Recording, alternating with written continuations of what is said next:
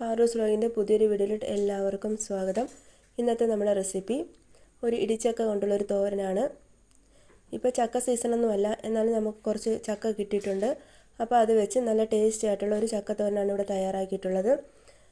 നിങ്ങൾ എൻ്റെ ചാനൽ ആദ്യമായിട്ടാണ് കാണുന്നതെങ്കിൽ പ്ലീസ് ഒന്ന് സബ്സ്ക്രൈബ് ചെയ്തേക്കണേ. വീഡിയോ ഒക്കെ ഇഷ്ടപ്പെടുവാണെങ്കിൽ ലൈക്ക് ചെയ്യുക, കൂട്ടുകാർക്കൊക്കെ ഒന്ന് ഷെയർ ചെയ്യണം, കമൻറ്റ് ചെയ്യുക. വളരെ ടേസ്റ്റി ആയിട്ടുള്ളൊരു ചക്കയാണിത്. എനിക്ക് ഒരു പകുതി ചക്ക ഇതുപോലെ വിളയാത്ത, എന്നാൽ തീരെ ചെറിയ സൈസും അല്ല, ഇതുപോലെ ഒരു പകുതി ചക്ക കിട്ടിയിട്ടുണ്ട്. ഇത് ഞാൻ കഷ്ണങ്ങളാക്കിയാണ് എടുക്കുന്നത്. അല്ല കൊത്തി കൊത്തി അരിയാനാണ് താല്പര്യമുള്ളവരാണെങ്കിൽ അങ്ങനെ ചെയ്യാം. അതൊരുപാട് ടൈം എടുക്കുന്നതുകൊണ്ടാണ് ഞാൻ ഇതുപോലെ കഷ്ണങ്ങളാക്കി എടുത്തിട്ടുള്ളത്. ഇതുപോലെ ഒരു ഷേപ്പൊന്നുമില്ല, നമുക്ക് ഇഷ്ടത്തിന് അനുസരിച്ചുള്ള ഷേപ്പിൽ ഇതുപോലെ ഒന്ന് മുറിച്ചെടുക്കാം. കുരു സഹിതം തന്നെയാണ് അരിഞ്ഞിട്ടുള്ളത്. കുരു വരെ നല്ല വെന്ത് വരുമ്പം നല്ല സോഫ്റ്റായിട്ട് തന്നെ ഇരിക്കും. അതുകൊണ്ടാണ് കുരു സഹിതം നമ്മൾ അരിഞ്ഞു വെച്ചത്. ഇനി ഇതൊരു പാത്രത്തിലോട്ട് ഇട്ട് കൊടുത്തിട്ടുണ്ട്. അതിലോട്ടൊരു 1/2 സ്പൂൺ മഞ്ഞൾപ്പൊടി ഇട്ട് കൊടുക്കാം. ഇനി ഇതിനാവശ്യമുള്ള ഉപ്പിട്ട് കൊടുക്കാം.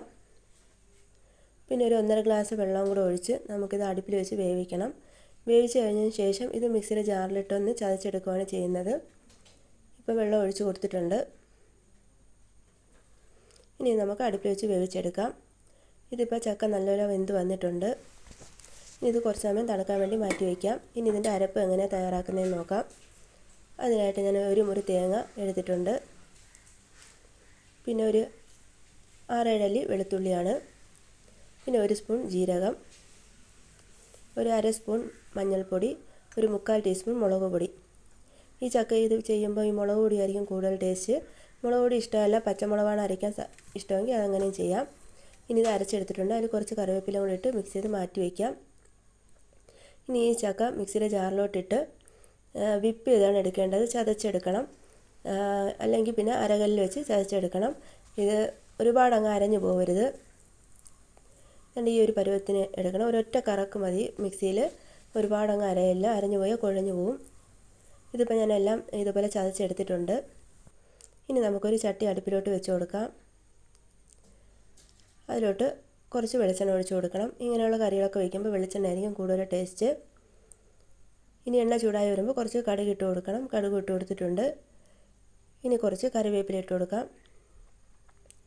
ഇനി നമുക്കിതിൽ ചേർക്കേണ്ടത് അരച്ച് വെച്ചിരിക്കുന്ന അരപ്പാണ്.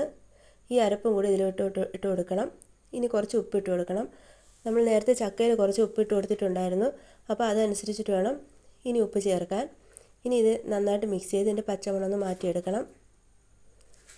പച്ചമണമെല്ലാം മാറിയിട്ടുണ്ട്. ഇനി നമുക്ക് ഈ ചതച്ച് വെച്ചിരിക്കുന്ന ഈ ചക്കയുണ്ടല്ലോ, അത് ഇതിലോട്ട് ഇട്ട് കൊടുക്കാം.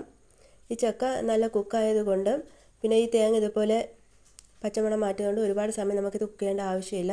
ഇതെല്ലാം കൂടെ മിക്സ് ചെയ്ത് ഇതുപോലെ ഒന്ന് കൂട്ടി വെച്ച് ഒരു 5 മിനിറ്റ് ഒന്ന് ആവിയേറ്റി എടുക്കണം. ഇതിപ്പോൾ 5 മിനിറ്റ് ആയിട്ടുണ്ട്. ഇനി ഇത് നന്നായിട്ടൊന്ന് ഇളക്കി നിരത്തി ഒന്ന് ഇടണം. ഇതിപ്പോൾ ഇങ്ങനെ കുഴഞ്ഞിരിക്കുന്നുണ്ടെങ്കിലും കുറേ കഴിയുമ്പോൾ നന്നായിട്ട് തന്നെ വരും. ഇതിപ്പോൾ നമ്മുടെ ടേസ്റ്റി ആയിട്ടുള്ള ഇടിച്ചക്ക തോരൻ തയ്യാറായിട്ടുണ്ട്.